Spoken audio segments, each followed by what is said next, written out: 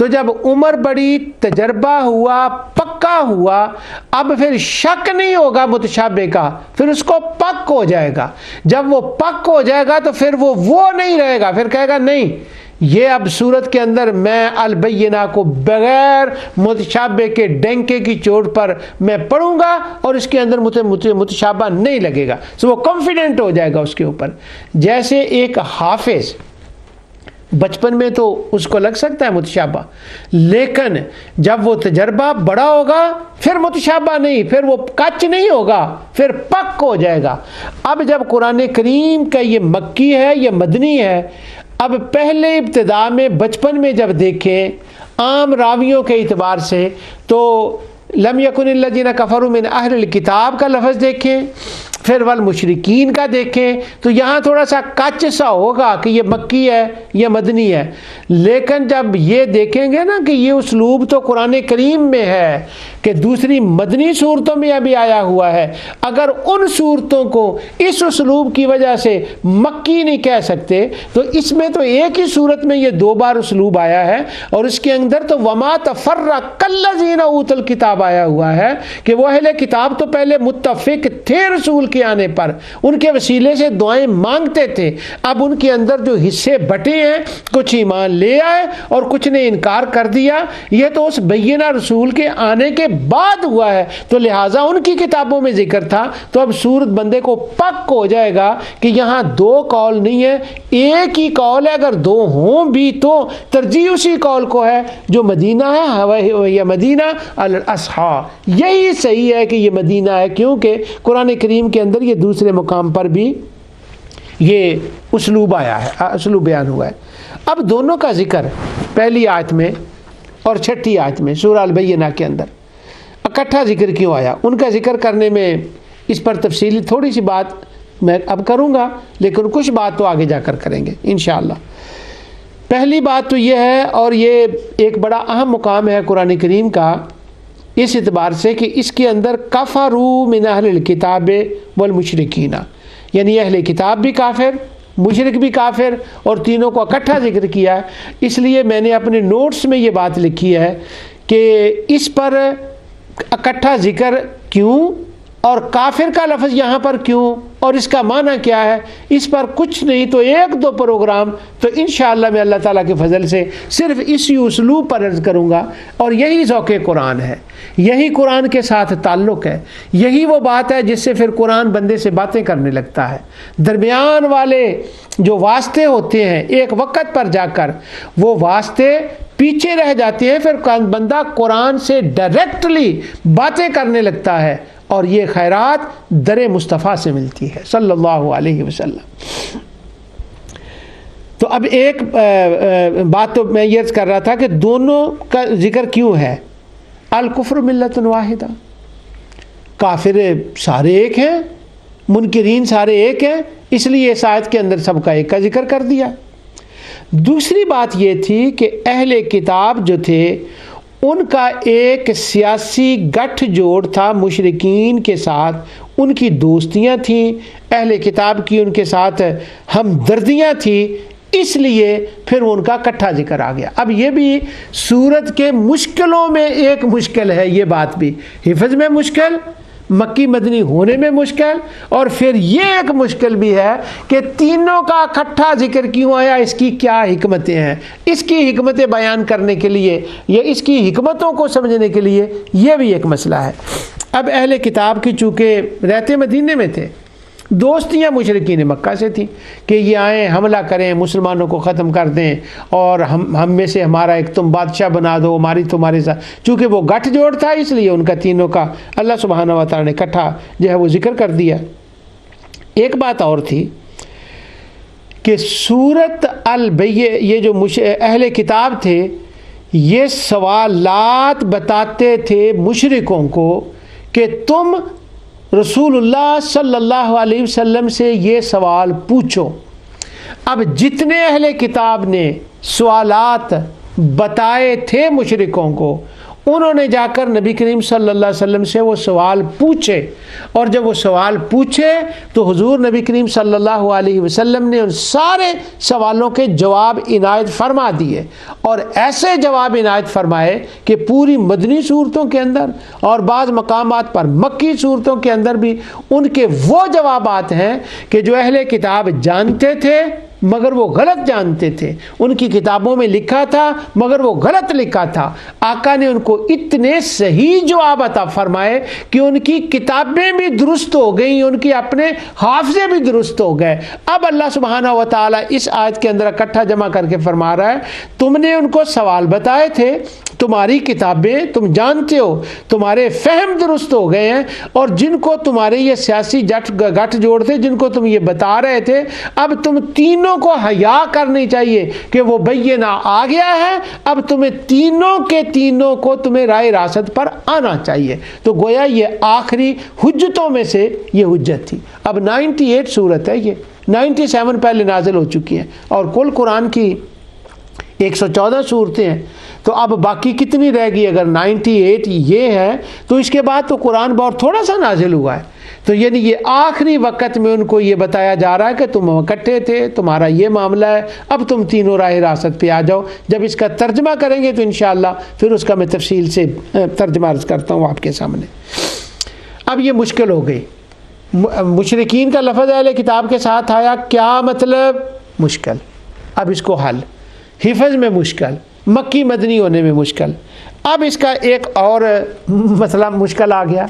میں نے یہ کہا تھا کہ پچھلے پروگرام میں کہ یہ شاید جو اس کا مشکل ہے نا، اس کے قریب مجھے لگتا ہے 2-3 شاید دو پروگرام نہ ہو جائیں۔ اب اس کا ایک اور مشکل مسئلہ آ گیا، اور وہ تو بڑا ہی مشکل ہے، اس کے ساتھ ہم دن رات ڈیل کر رہے ہیں، اور پروگرام ازالہ شبہات میں تو اس کا بہت ذکر ہے۔ وہ یہ ہے کہ اس سورت کا نام ہے البینہ، اور البینہ کا مطلب کیا ہے، معنی کیا ہے؟ البینہ سے مراد کون ہے؟ کیا البینہ سے مراد آقا کریم صلی اللہ علیہ وسلم ہے، یا یہ قرآن کریم مراد ہے؟ کون البینہ سے مراد ہے؟ اب جو آج کے خطبے میں، خطبہ تو اور ہوتا ہی نہیں، میں بس بسم اللہ شریف ہی پڑھتا ہوں تاکہ وہ ٹائم کی بچت ہوتی ہے۔ میں نے جو آیت پڑھی ہے، اب ہم اس مشکل کی طرف جا رہے ہیں کہ البینہ سے مراد کون ہے، قرآن یا نبی کریم صلی اللہ علیہ وسلم؟ اب میں نے اس کی ابتدا میں جو آیت پڑھی تھی وہ یہ تھی، لِیَہْلِکَ مَنْ ہَلَکَ عَنْ بَیِّنَةٍ وَیَحْیَىٰ مَنْ حَیَّىٰ عَنْ بَیِّنَةٍ۔ تو یہ ایک دوسرے مقام پر آیا ہے بینہ کا لفظ، مگر یہ سورت جس جگہ یہ آیا ہے، یہ البینہ سورت سے بہت پہلے نازل ہو گئی، کیونکہ یہ انفال ہے، اور انفال بدر کے بعد نازل ہوئی تھی، بدر کی پوری تاریخ اس کے اندر ہے۔ تو اللہ سبحانہ و تعالی نے فرمایا کہ یہاں البینہ ایک معنی بھی بیان کر دیا گیا، لیکن اللہ کو تو ایک کام ہی کر ڈالنا تھا جو مقرر ہو چکا تھا، تاکہ جو ہلاک ہو دلیل پر ہو، دلیل پر، یعنی جس نے اپنے آپ کو تباہی پہ ڈالنا ہے اس کو بھی پتہ چل جائے کہ میں غلط ہوں، اس کے لیے بھی ایک دلیل بن گئی ہے، اور جو زندہ ہے وہ بھی دلیل پہچان کر زندہ رہے۔ اب یہ کیا ہے، میں نے اس کا عرض کر دیا ہے، یہ بدر کے بارے میں یہ صورت ہے۔ تو اللہ تعالیٰ فرماتا ہے، ایک طرف اہل کتاب، ایک طرف مشرکین، اور ایک طرف منافقین، اور اگر پانچوں کا وہ میرا پنجتنی پروگرام جو میں اکثر و بیشتر کرتا ہوں تو وہ یوں کہہ لیں، ایک مشرکین، یہود، نصارہ اور منافقین اور مومنین، یہ 5 ہو گئے۔ تو اللہ سبحانہ و تعالیٰ فرماتا ہے یہ ایک دلیل البینہ ہے۔ آج کے بعد بدر ہو گیا، اور بدر نے بتا دیا کہ حق پر کون ہے، والفرقان، اس کا نام دوسرا فرقان ہے، کہ اب تو محسوس چیز یعنی سورج چمک گیا ہے، اندھے کو بھی پتہ چل گیا ہے فیلنگ سے سورج طلوع ہو گیا ہے، اب تو جو دیکھنے والا اس کو بھی پتہ چل گیا سورج آ گیا ہے۔ فرمایا بدر تمہارے لیے تو سورج ہے، منافقوں اہل کتابوں مشرکوں تمہارے لیے تو یہ سورج چمک گیا ہے۔ من ہلاکم بینہ، اگر اب تم نے مرنا ہی ہے جہالت کے اوپر، کفر کے اوپر ہی رہنا ہے، تو یہ نہ کہنا کہ ہمیں پتہ نہیں چلا تھا، پتہ چل گیا ہے، بدر کی فتح کا سورج چمک گیا ہے، اب اگر تم نے اسی پر رہنا ہے تو وہ تمہاری مرضی۔ یعنی وہ بینہ اس کو یہاں فرمایا گیا ہے جو ایک چمکتی ہوئی محسوس دلیل تھی، اسے کہا گیا ہے البینہ۔ اور مومنوں تمہارے سامنے بدر کی جیت، بدر کی فتح، یوم الفرقان تمہارے لیے بھی ایک ایمان میں اضافے کی دلیل بن گئی ہے۔ وَإِذَا تُلِيَتْ عَلَيْهِمْ آيَاتُهُ زَادَتْهُمْ ایمانا، جب یہ سورۃ انفال شروع ہوئی ہے تو اللہ تعالیٰ فرماتا ہے یہ جو آیات ہیں، یہ جو میری نشانیاں ہیں، ان نشانیوں آیات میں سے قرآن کی آیتیں، اور نشانیوں میں سے یہ بدر کی جو آیتیں ہیں یہ نشانیاں ہیں۔ اب مومنین کی زیادہ مضبوطی ہوتی ہے، ان کے ایمان میں لذت میں حلاوت میں اضافہ ہوتا ہے، یہ آیات ان کے ایمان کو زیادہ کرتی ہیں کیونکہ انہوں نے بینہ کو دیکھ لیا ہے، اور بینہ کیا ہے؟ بدر۔ تو اس کا مطلب یہ ہوا کہ محسوس چیز جو ہے اس کو کہا جاتا ہے بینہ۔ پچھلے پروگرام میں نے ترجمہ نہیں کیا تھا، لیکن اس آیت کا میں آگے جا کر پھر ترجمہ کروں گا انشاءاللہ، جب بینہ کا معنی بیان کروں گا۔ یہ تو ضمناً بات آ گئی، چونکہ ایک حساب سے وہ بات شروع ہو رہی ہے، اس لیے یوں کہہ لیں کہ اس کی تمہید بن گئی۔ پچھلے پروگرام میں نے آیت پڑھی تھی سل بنی اسرائیل کم آتیناہم من آیت بینہ، ان بنی اسرائیل سے پوچھو کہ کیا ان کے ساتھ سامنے بینہ نہیں آئی تھی؟ اب وہ بینہ کیا ہے؟ اگر سورہ بقرہ کی ابتدا میں دیکھیں تو یا بنی اسرائیل سے وہ بات شروع ہوتی ہے، دریا پار کرنا بینہ تھی، آنکھوں سے دیکھا تھا، جھٹلا سکتے تھے اس بات کو بنی اسرائیل کہ وہ غرق ہو گئے، یہ پار چلے گئے، محسوس دیکھی سمجھی جسے کوئی نہ جھٹلا سکے، بچ گئے اور وہ ڈوب گئے، بینہ۔ باہر نکلے، کھانے کا انتظام چاہیے، وَأَنزَلْنَا عَلَيْكُمُ الْمَنَّ وَالسَّلْوَىٰ، روز کھاتے، دن کو کھاتے، ناشتے پر کھاتے، دوپہر کو کھاتے، شام کو کھاتے، محسوس شکل بھوک مٹتی۔ انزلنا علیکم المن والسلویٰ بینہ۔ آگے پانی کی ضرورت پڑی، موسیٰ علیہ السلام کے پاس جاتے ہیں، وَإِذِ اسْتَسْقَىٰ مُوسَىٰ لِقَوْمِهِ، انہوں نے اپنا عصا مبارک مارا، پانی کے 12 چشمے نکلے، دیکھ رہے ہیں، پی رہے ہیں، کہا یہ بینہ ہے۔ اب پورے کو دیکھیں اگر تو جتنی اس سے پہلے سل بنی اسرائیل کم آتیناہم من آیت بینہ، جتنی بینہ پہلے گزر چکی ہیں وہ محسوس بینہ ہیں۔ تو اب مطلب یہ نکلا کہ بینہ عقلی بھی ہوتی ہیں، بینہ علمی بھی ہوتی ہیں، وہ بھی میں آیتیں انشاءاللہ تلاوت کروں گا، مگر البینہ کے نام پر ہی ایک مشکل آ گئی۔ وہ نام کیا ہے؟ اقوال تو مفسرین بھی لکھتے ہیں، امام طبری نے بھی لکھا، لیکن جو ہمارے دوست ہیں نا تیمیون، یہ تیمیون جو ہمارے دوست ہیں نا، ان کا تو اس کے اقوال تو مفسرین نے بھی لکھے ہیں، مگر تیمیون جو ہے نا وہ تو اس کے اوپر زور دیتے ہیں کہ نہیں، البینہ کا مطلب ہے یہ سورت جو ہے البینہ، اور اس کے اندر جو آگے جا کر بیان آیا حتیٰ تاتیہم البینہ، حتیٰ کہ وہ بینہ آ جائے، سورت کا نام البینہ، اور البینہ آ گیا تو ہمارے وہ دوست زور دیتے ہیں کہ البینہ کیا ہے؟ وہ کہتے ہیں البینہ وہی وہ جو وہی آئی ہے نا، وہ قرآن ہے نا، وہ دین ہے نا، وہ اسلام ہے نا، وہ البینہ ہے۔ اب ایک اور مشکل، اب ذرا میں گردان پڑھتا ہوں دوبارہ، حفظ مشکل، متشابہ ہیں، میننگ اس کا گہرائی، امام راضی کا میں نے قول پڑھا تھا، وہ کہتے ہیں بڑے بڑے علماء کہتے ہیں اس کے معنی و مفاہیم اور مراد اس کی مشکل ہے، اور علامہ راضی نے جو بیان کیا، علامہ سعیدی نے اس سے بھی اختلاف کر دیا علیہ الرحمہ نے۔ اب اس کے بعد یہ مکی ہے مدنی ہے، پھر مشکل، اب البینہ سے مراد کون ہے، پھر مشکل۔ اب تیمیون نے تو زور دے دیا۔ اب تیمیون کی جتنی تفاسیر ہیں ان کے اندر دیکھیں جب تیمیون کی تفاسیر کے اندر اس کو دیکھیں تو وہ زور دیں گے اس کے اوپر کہ اس سے مراد تو جو ہے نا وہ یہی ہے کہ جی قرآن اس کا مطلب ہے، دین اس کا مطلب ہے، اسلام اس کا مطلب ہے. لیکن چونکہ مفسرین نے اس کا لکھا ہے کہ حتیٰ تاتیہم البینہ لم یکن الذین کفروا من اہل الکتاب والمشرکین فی نار جہنم خالدین فیہا لم یکن والمشرکین منفکین حتیٰ تاتیہم البینہ. دیکھیں مجھے متشابہ لگ گیا، منفکین حتیٰ تاتیہم البینہ رسول من اللہ. آپ بینہ کی تفسیر رسول کر رہا، رسول سے ہو گئی تو بینہ کا مطلب تو رسول ہے، تو یہاں قرآن اور وحی کیسے مراد ہو گئی؟ اور آگے اور یہود و نصارہ بھی انتظار کر رہے تھے، منتظر تھے، اور ان کے وسیلے سے وہ دعائیں کرتے تھے جیسے اگلی آیتوں میں اس کا ذکر ہے تفاسیر کے ساتھ. تو بینہ کا کیا مطلب؟ اب تیمیون کہتے ہیں جی بینہ سے مطلب قرآن ہے. اور چونکہ مفسرین نے لکھا ہوا ہے تو بات کرتے کرتے نا ہلکا سا دھیمی سی آواز میں یہ بات کہہ دیں گے. میں ایک امریکن ینگسٹر ہے، انگلش میں قرآن کریم کو وہ ایکسپلین کرتا ہے، ہمارے ینگسٹر بچے بچیوں اس کے بڑے فین ہیں. میں نے اسی بات کے لیے اس کا تقریباً پون گھنٹہ سنا کہ وہ البینہ کا معنی کیا کرتا ہے. تو اس نے نا وہ بینہ قرآن وحی دین اسلام بس اسی طرح، اور وہ بھی تیمیون میں سے ہے. تو جب اس نے لیکن آخر میں نا اس نے ہلکا سا بٹ دا روح المانی سیڈ از دا پروفیٹ صلی اللہ علیہ وسلم ایک بات کہہ کے پھر وہ قرآن کریم کے اوپر آ گیا. یعنی ذات رسول سے تھوڑا سا منشن کر کے